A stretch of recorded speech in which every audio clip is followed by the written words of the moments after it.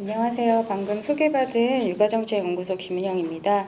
오늘 주제를 유보격차를 위한 성과 과제다라고 이제 제목을 주시긴 하셨는데, 제가 확실하게 성과 과제라고 했을 때 그 부분을 아주 막 정말로 문헌에서 막 분석했다기보다는 전체적인 흐름하고 연계를 해서 말씀을 드리는 것으로 해보고자 합니다. 목차입니다. 먼저 이제 크게 세 가지 측면을 살펴볼 텐데요. 교사 측면, 그다음에 물리적 환경 측면, 그다음에 교육과정 측면, 이렇게 세 가지를 말씀을 드리고 이제 마무리 말씀을 드리고자 합니다. 먼저 시작하기 전에 이제 다 아시다시피 2017년에 문재인 정부가 이제 들어서면서 5개년 계획을 발표를 하게 됩니다. 근데 그 안에 국정과제 49번을 보면 유아에서 대학까지 교육의 공공성 강화라는 그런 국정과제가 있고요.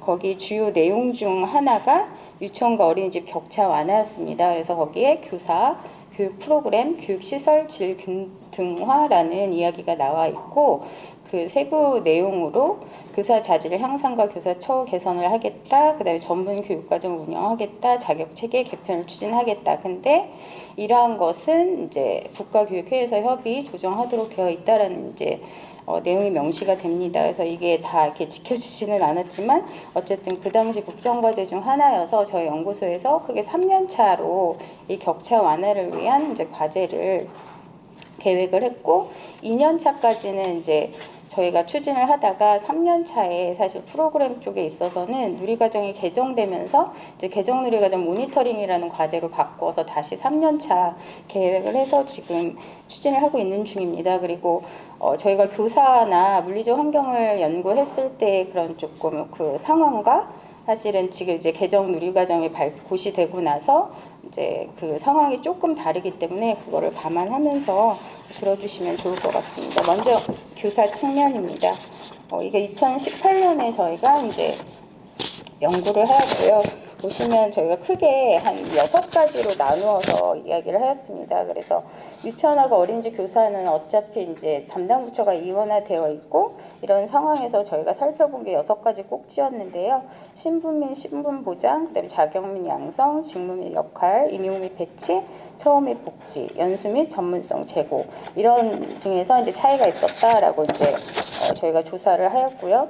조금 더 세부 내용으로 들어가서 보면 신분 및 신분 보장에 있어서 이제 유치원 교사 같은 경우에는 이제 교육 공무원의 신분으로 교육기본법, 교육공무원법, 국가공무원법, 사립학교법 등 그러니까 그런 법의 적용을 받고 있고, 어린이집 교사는 사회복지시설 종사자의 이제 신분으로 이제 다른 법령을 적용받고 있다. 그런 면에서 조금 달랐고요. 자격 및 양성에 있어서 이제 유치원 교사가 상대적으로 조금 더 엄격하게 되어 있었다라고 정리를 하였고, 그다음에 직무 및 역할에 있어서 또 이제 유치원 교사는 교육이다, 어린이집 교사는 보육이 주된 직무다, 이렇게 되어 있어서 이제 규정하는 바에 좀 차이가 있었다라고 볼 수가 있고요. 임용 및 배치에 있어서도 국공립 유치원 교사 임용만 조금 다르고, 사립 유치원 교사나 이제 어린이집 교사 같은 경우는 원장이나 설립자가 임용의 주체가 되는 그런 차이가 있었다. 그리고 교사 배치 같은 경우에도 교사들 유아별 이런 데서 좀 기준이 상이했다라고 볼 수가 있고요. 처음에 복지나 연수 및 전문성 제고에 있어서도 이제 유치원 교사가 어린이집 교사보다 이제 상대적으로 이게 막 더 이렇게 좋다라기보다는 그런 제도를 보면 조금 더 구체적인 혜택을 받는 교사 입장에서 규정되는 게 이제 유치원 쪽이 더 그렇다라고 저희가 정리를 하였습니다.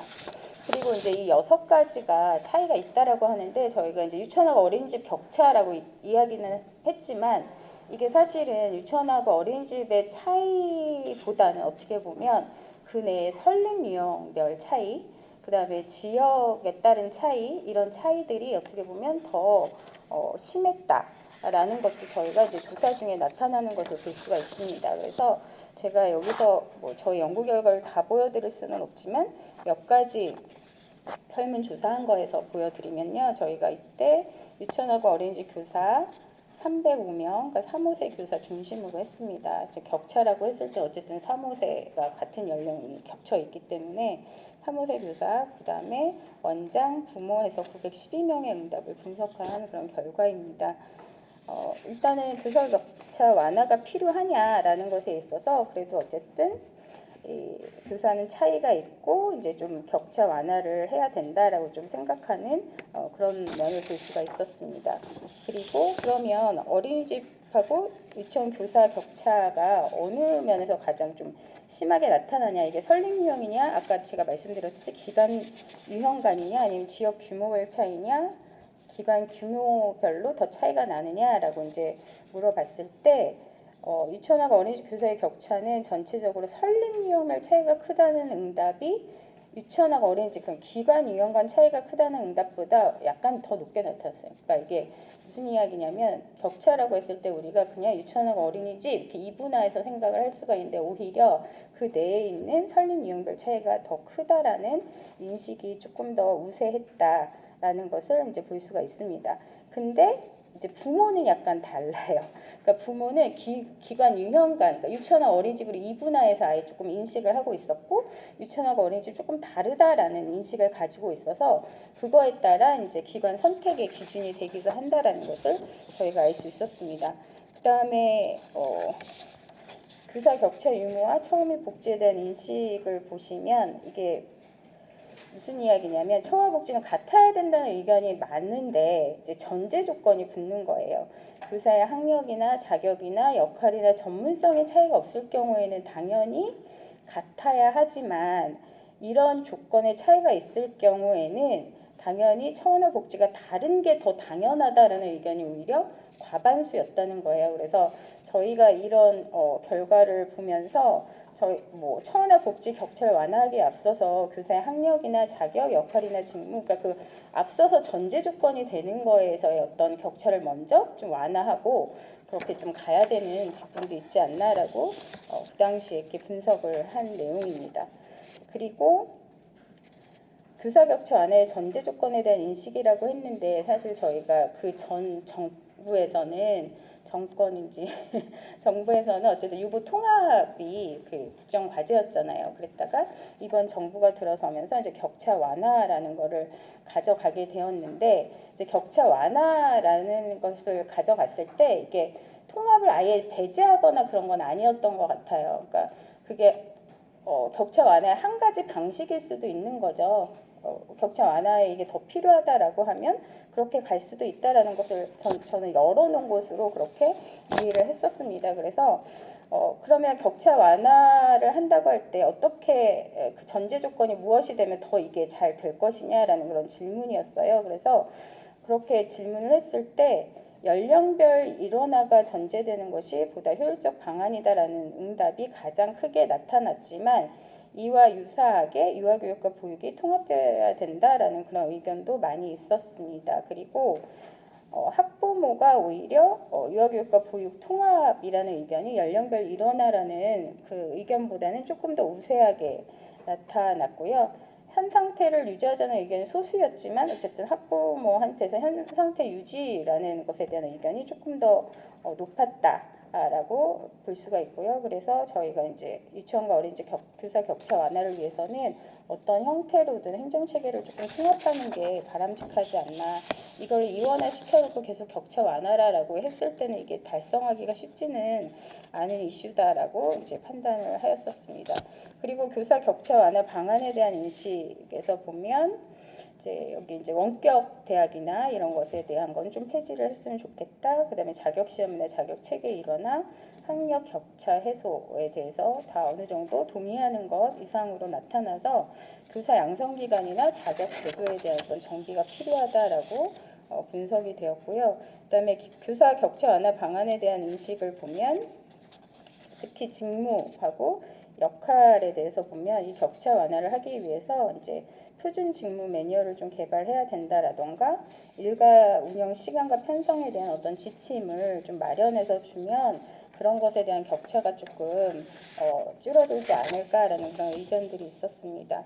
그리고 처우 및 복지에 있어서는 교사 휴가 사용 보장과 8시간 근무 보장에 대한 동의 정도가 상당히 월등하게 높게 나타났습니다. 그래서 저희가 이때 조사를 했을 때 호봉을 통일하거나 수당을 지급하는 것보다 오히려 이제 근무 시간 보장, 휴가 사용, 그래서 지금 세대의 어떤 특성을 나타내는 것 같다라는 생각이 들어요. 그러니까 돈을 아무리 많이 줘도 나의 근무 시간이나 휴가가 보장이 되지 않으면 좀 소용이 없는 것 같아요. 그래서 저희가 이제 지금 처우 개선비도 주고 뭐 이런 거 여러 가지도 주지만 오히려 근무 시간 보장해 주는 거, 휴가 사용 보장해 주는 거 이런 것이 더 이제 원하는 그런 부분이었다라고 볼 수가 있고요. 그다음 연수 및 전문성 제고에 의해서 대해서 살펴보면 누리과정을 운영을 위해서 유치원 어린이집에 좀 동등하게 장학이나 컨설팅 기회를 좀 제공해 줬으면 좋겠다라는 그런 의견이 굉장히 많이 있었어요. 그래서 저희가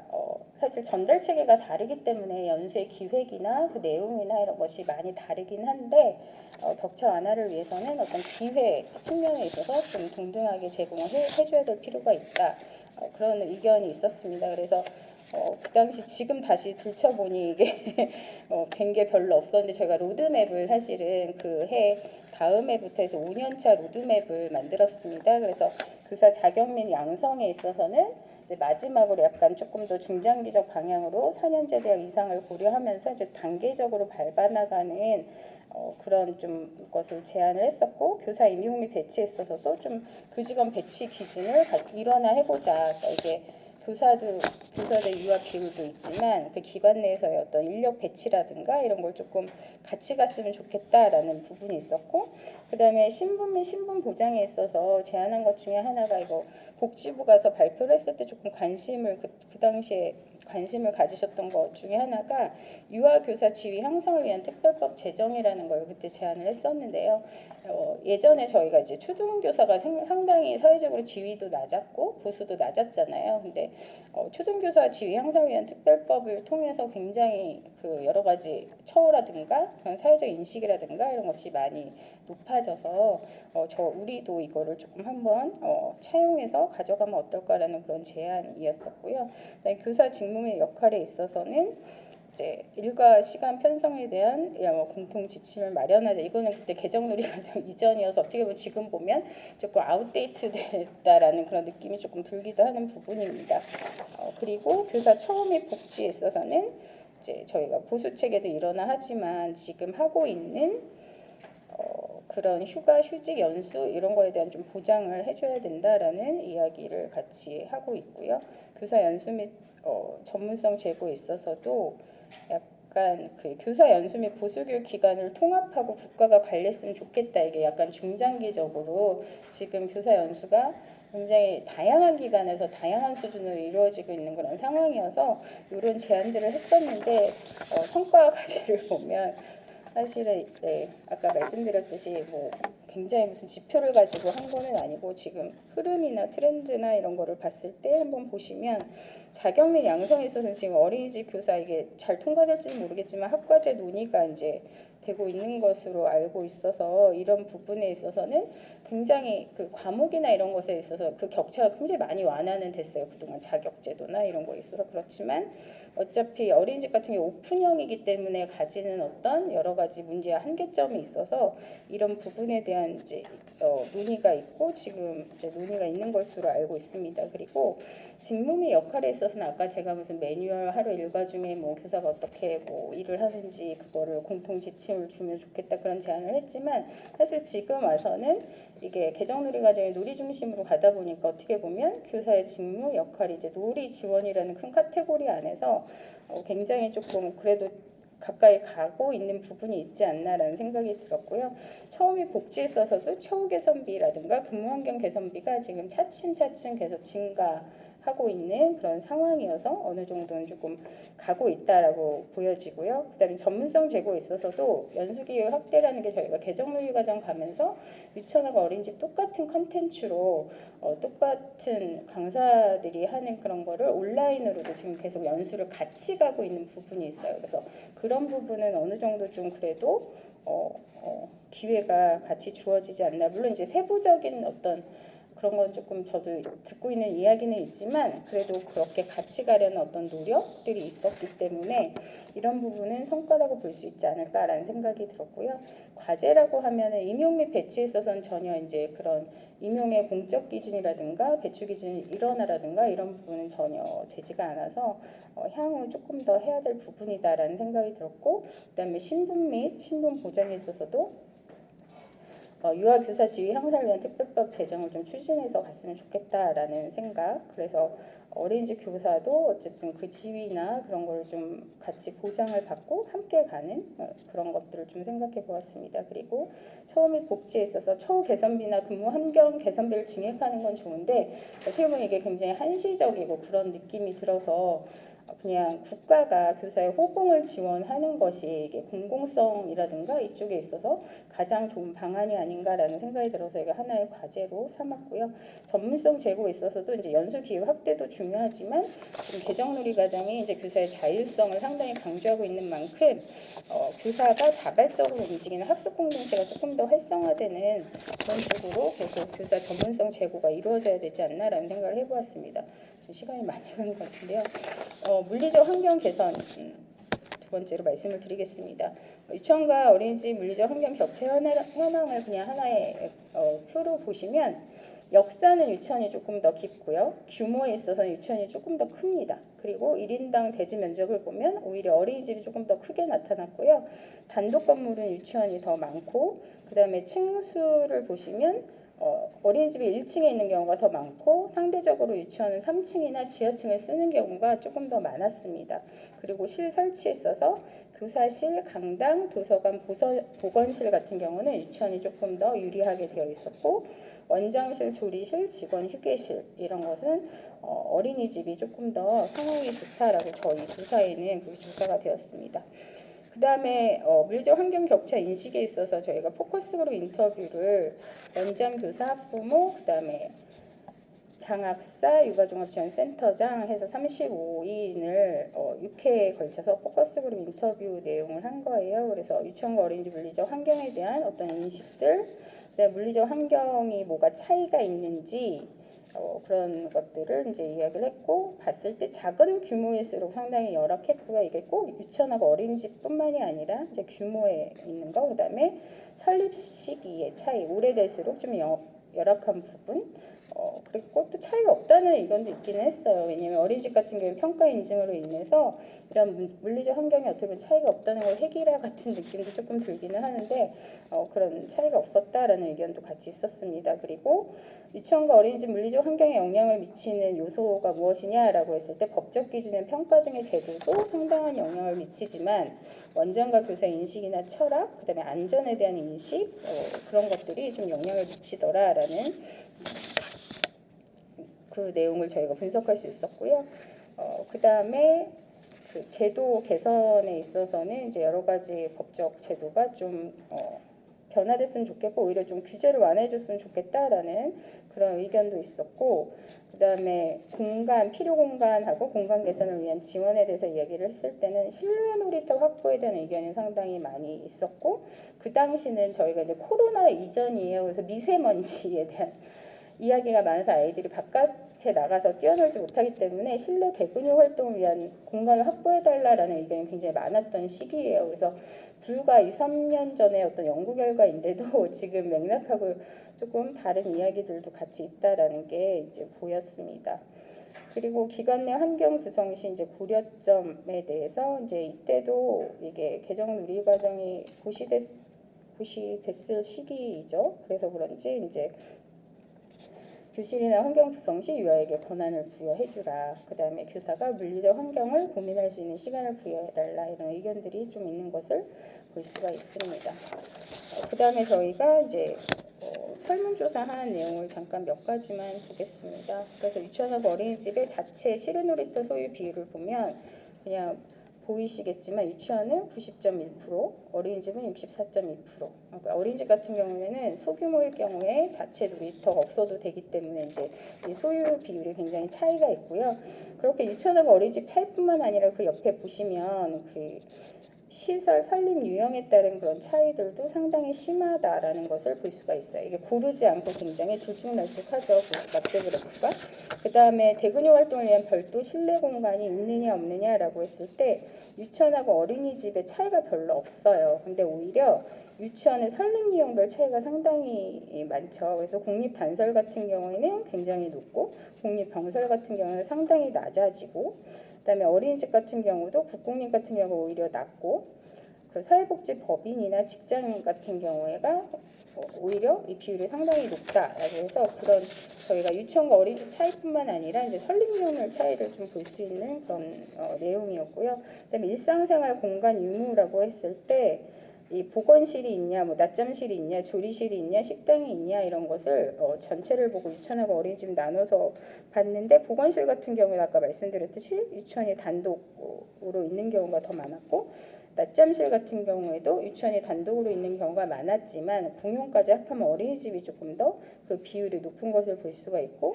조리실 같은 경우에 어린이집은 거의 있다라고 보시면 됩니다. 그리고 식당은 오히려 어린이집보다 유치원에서 갖추고 있는 경우가 더 많았다. 그래서 이렇게 조금 시설별로도 조금 유치원과 어린이집이 뭐 유리한 게 있고 불리한 게 있고 그렇게 조금 차이가 있는 것을 볼 수가 있었습니다. 그다음에 교사를 위한 공간을 보시면 교사를 위한 공간이 단독으로 있느냐, 이제 공용으로 있느냐, 근데 교사 휴게실하고 교사실을 봤을 때 교사 휴게실 같은 경우는 어린이집이 더 많이 갖춰져 있고, 그다음에 교사실 같은 경우 유치원이 조금 더 공용하고 합해서 봤을 때 유리하다라고 볼 수가 있습니다. 그리고 물리적 환경 차이에 대한 인식을 보시면 여기도 보시면 기관 규모별이라고 응답을 한 비율하고 설립 유형별이라고 응답한 비율이 조금 비슷하지만, 그래도 이제 설립 유형별이라고 응답한 것이 조금 더, 제가 이거를 소수점 두 자리까지 했으면 좀 더 낫을 텐데 이게 잘 안 보이죠. 설립 유형별 차이가 있다라는 의견도 상당히 높았다라는 걸 볼 수가 있고요.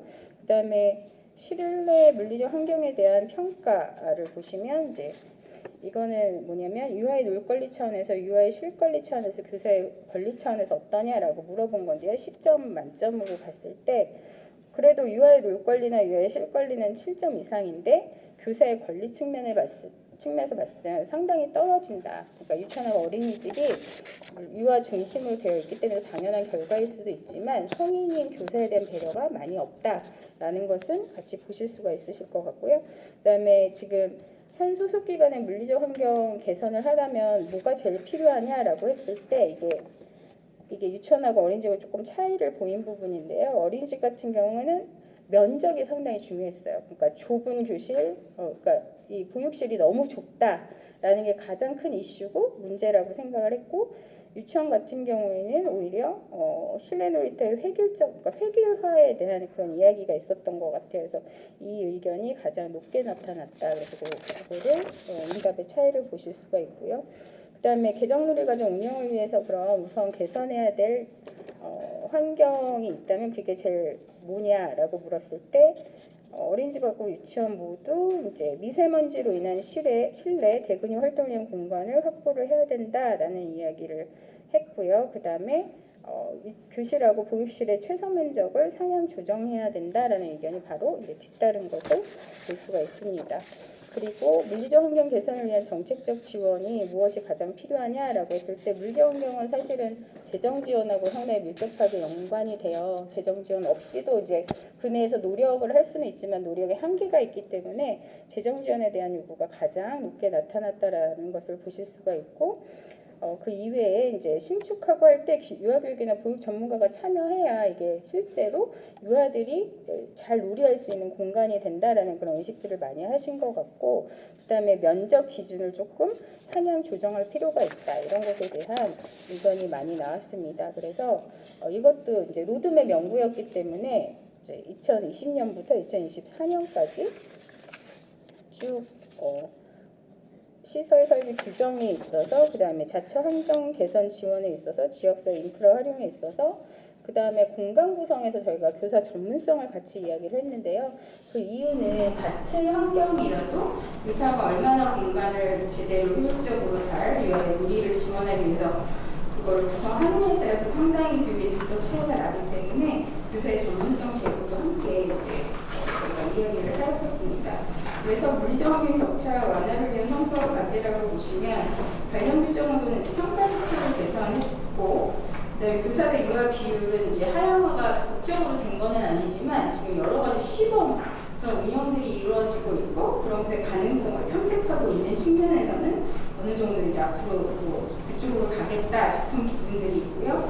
그다음에 자체환경 개선 지원이나 전문성 교사 전문성 제도에 있어서는 저희가 그 개정 누리 과정이 되면서 아이누리 포털이라고 누리과정 포털에서 저희가 상당히 물리적 환경의 어떤 사례나 이런 거를 공유를 하고 있기 때문에 그게 어느 정도는 좀 그 유치원하고 어린이집의 격차를 완화하는 데 좀 기여를 하고 있지 않나라는 그런 생각을 해보고 있고요. 그다음에 물리적 환경 개선도 어린이집에서는 이제 시도교육청이고 유치원 같은 경우에 시도교육청을 통해서 그런 지원들이 이루어지고 있는데 지금 이게 시범이나 이런 것들이 조금 활발하게 이루어지는데 어린이집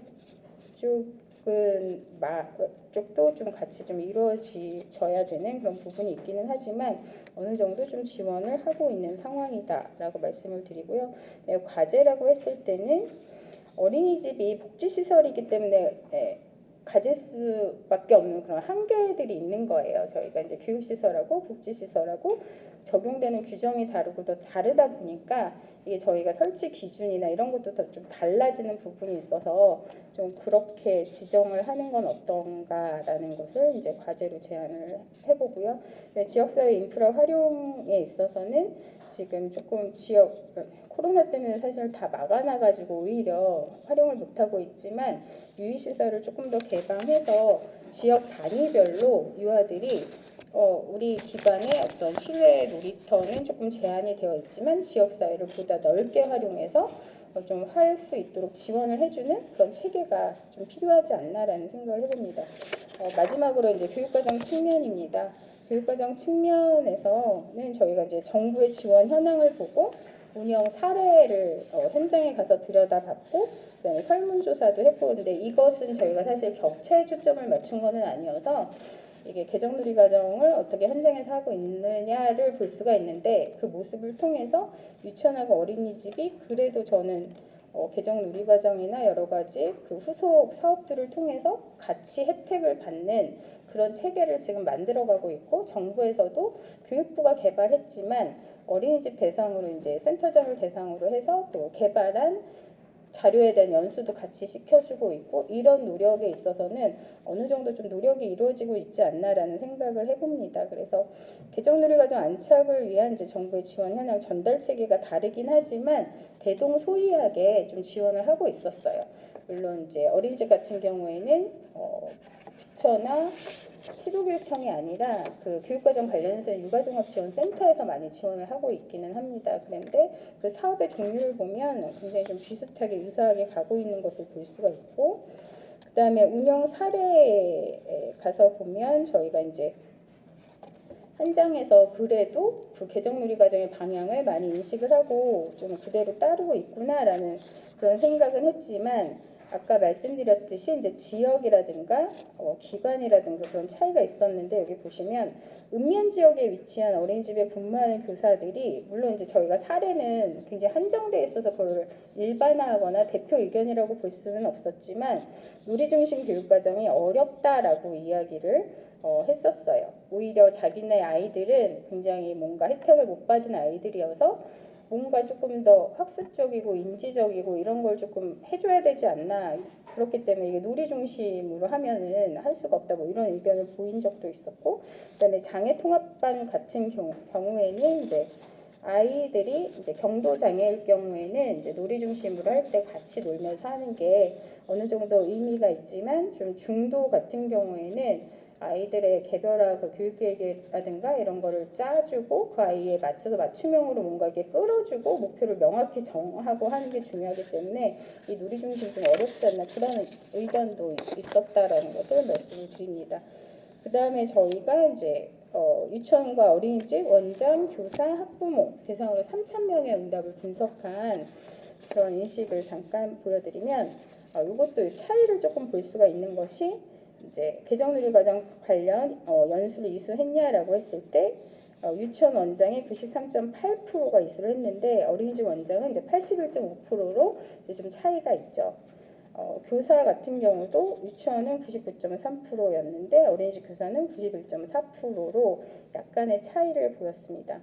그렇지만 이제 장학이나 컨설팅을 받은 경험을 보면 어린이집의 컨설팅이 굉장히 많이 활성화가 되어 있는 것 같아요. 그래서 훨씬 더 많이 받았다라는 그런 결과가 나타났고요. 그다음에 전문성 제고를 위해서 교사가 어떤 활동을 하느냐라고 했을 때 유치원하고 어린이집이 좀 확연히 차이가 난 부분이, 유치원 같은 경우는 지금 원내 자율 장학을 가장 많이 했지만 이제 동아리나 소모임 같은 게 그래도 많이 활성화되어 있는데, 어린이집은 아마 상대적으로 운영 시간이 길어서 그런지 이런 참여가 상당히 적었다. 그리고 참여하고 싶은 활동도 무엇이냐 물었을 때 좀 차이가 났어요. 유치원 교사는 그래도 타기관 참관을 제일 먼저 들었지만, 그 다음에 동아리나 소모임에 대한 요청도 상당히 많았었던 것에 비해서 어린이집은 강사 초빙해서 이제 원내 연수하는 것을 조금 더 선호한다. 그래서 그런 좀 선호도에 있어서도 차이가 있는 것을 볼 수가 있었습니다. 그리고 그러면 효과적인 전문성 제고 방법이 무엇이냐라고 물었을 때도 이제 유치원 교사는 동아리나 소모임이 훨씬 더 좋다라고 응답을 했던 거에 비해서 어린이집 교사는 외부 전문가 컨설팅이 많이 필요하다. 그래서 이런 인식의 차이를 볼 수가 있습니다. 그리고 개정 누리과정 운영을 위해서 이제 기관이 변화했냐라고 했을 때 유치원 교사의 95% 정도, 어린이집 교사의 89% 정도가 뭔가 변화했다라고 했고, 그럼 뭐가 변했냐라고 했을 때 가장 많이 응답을 한 것은 계획안 양식이 변화를 했다라고. 예전에 사전 계획을 했다고 한다면 지금 관찰을 기반으로 해서 그렇게 따라가는 형식으로 가기 때문에 이 양식 변화가 가장 컸던 것 같습니다. 그리고 누리과정 개정으로 인해서 이제 자녀가 그러면 뭔가 변화했느냐라고 했을 때 유치원하고 어린이집하고 유사하게 과반이 긍정적으로 변화했다라고 이야기를 했고요. 그러면 긍정적으로 변화를 했을 때 어떤 것이 가장 더 변화를 했다라고 물었더니 아이들이 더 즐겁고 행복해한다, 유치원하고 어린이집에 가는 거를 되게 좋아한다라는 그런 응답이 가장 많았습니다. 그리고 계획 시간이 많지 않아서 계획안은 그냥 넘어가도록 하겠습니다. 계획안 넘어가고, 그래 놀이 자료 같은 경우에도 예전엔 좀 정형화된 거를 좀 썼다면 지금 같은 경우에는 재활용품이라든가 자연물이라든가 해서 정형화되지 않은 그런 것들을 많이 이제 하고 있다라고 볼 수가 있고요. 개정누리과정 운영 관련해서 평가 내용을 보면 유아의 놀이에 대해서 평가한다는 게 대부분 80% 이상이 유치원하고 어린이집 차이 없이 이렇게 응답을 하였습니다. 그리고 개정누리과정 운영의 어려움에 있어서는 원장이나 교사나 동일하게 지적했던 부분이 이제 교사 대 유아 비율이 너무 높다라는 것. 지금 사실 어린이집 기준하고 유치원 기준이 많이 다르잖아요. 유치원은 훨씬 더 많기는 해요. 물론 이제 어린이집이 종일 베이스이기 때문에 더 적어야 되는 그런 것도 있기는 하지만 어쨌든 두 기관 다 지금 교사 대 유아 비율이 너무 높아서 놀이 중심, 유아 중심으로 하기가 어렵다라는 그런 보고들을 동일한 목소리를 내고 있다라는 것을 볼 수가 있습니다. 그리고 교사의 그럼 전문성 향상을 위해서 정부가 뭘 해줬으면 좋겠냐라고 했을 때 이게 조금 더 저는 의외이긴 했는데, 그러니까 자료를 많이 제작해서 보급해달라라는 의견이 이제 많았다라고 볼 수가 있어요. 근데 이것을 이제 대상별로 살펴보면 개정누리과정 안착을 위한 정책 순위 1순위는 원장과 교사 모두 교사 대 유아 비율을 좀 조정해달라라는 의견이었던 반면에 부모는 관련 자료를 개발해서 보급해달라라는 의견이 조금 더 많았다는 것을 볼 수가 있습니다. 그리고 이거는 개정누리과정 안착을 위한 정책 제언이어서요. 격차 완화에 대한 건 아니고 유치원하고 어린이집 전부에 이제 해당한다라고 볼 수가 있습니다. 그래서 그냥 슬쩍하고 넘어가겠습니다. 마지막으로 교육과정 운영 격차, 이게 교육 프로그램에 해당하는 것인데요. 이제 성과와 과제라고 한다면 이제 성과는 기간 평가 아직 개선을 한 것도 이제 문제가 있다라는 걸 현장에서 얘기를 듣고 있기는 하지만 그래도 개정 누리과정에 맞춰서 이제 기간 평가를 개선하려고 했고 현장에 좀 자율성을 많이 부여하고자 했다라는 것에서 이제 노력을 했다라는 측면에서 성과가 있었다라고 볼 수가 있고요. 그다음에 행정적으로는 교사학습 공동체 지원이라든가 이제 전문가 인력 풀 구성한 것도 저희가 그 개정 누리과정 연수를 하면서 그 전문가 인력풀을 구성하고 연수를 시키고 이게 유치원에만 가는 것이 아니라 유치원하고 어린이집을 같이 공유하고 그런 노력들이 좀 있었습니다. 그래서 그런 건 좀 성과다라고 보여지고요. 그다음에 아까도 이야기 말씀드렸지만 이제 아이누리 포털을 통해서 그런 실천 사례를 개발하고 공유를 하고 유치원하고 어린이집 교사 누구나 들어와서 함께 공유하고 볼 수 있도록 오픈을 했기 때문에 그런 노력들은 성과다라고 볼 수가 있습니다. 반면에 이제 인력 배치 등의 현장 여건을 개선하는 측면에서는 조금 더 가야 될 것 같고, 그다음에 지자체 간 협력을 강화하는 부분, 그러니까 시도교육청 간에도 사실 자료 공유가 안 되는 경우도 있기는 한데 오히려 지역 안에서 또 유치원하고 어린이집 전달 체계가 다르긴 하지만 그 지역 안에서 그런 그 협력이 조금 강화됐으면 좋겠다라는 그런 생각들을 해보고요. 그다음에 학부모하고 국민 대상 캠페인을 통해서 좀 다 같이 우리 아이들이 뭐 유치원에 있건 어린이집에 있건 다 같이 우리 아이들 잘 성장할 수 있도록 아이들의 놀이를 지원하고 이와 중심으로 교육과정을 운영하는 그런 노력들이 좀 선행되어야 되겠다라는 생각을 해봅니다. 이제 마지막으로 이제 생각해 보는 거는 이제 저희가 사실 이게 격차 완화를 한다는 교육의 질을 어느 정도 이렇게 같이 가져가야 된다라는 그런 의미인 것 같아요. 그래서 이게 교사도 사실 교육의 질을 생각을 하는 거고 물리적 환경도 마찬가지고 저희가 프로그램이나 교육과정도 마찬가지예요. 근데 교육의 질을 제고하는 거는 다 같은 미션이긴 한데 이 과정에서 저희가 이게 획일화되는 거는 좀 이제 지나가야 되지 않나. 그러니까 평가 인증을 통해서 다 이렇게 똑같이 물리적 환경도 똑같이 뭐가 몇 개, 영역은 몇 개, 막 이런 거에서 조금 벗어나서 이제는 일정 수준의 질을 가지고 좀 다양성을 추구해야 되는 때가 오지 않았나라는 생각을 해보고요.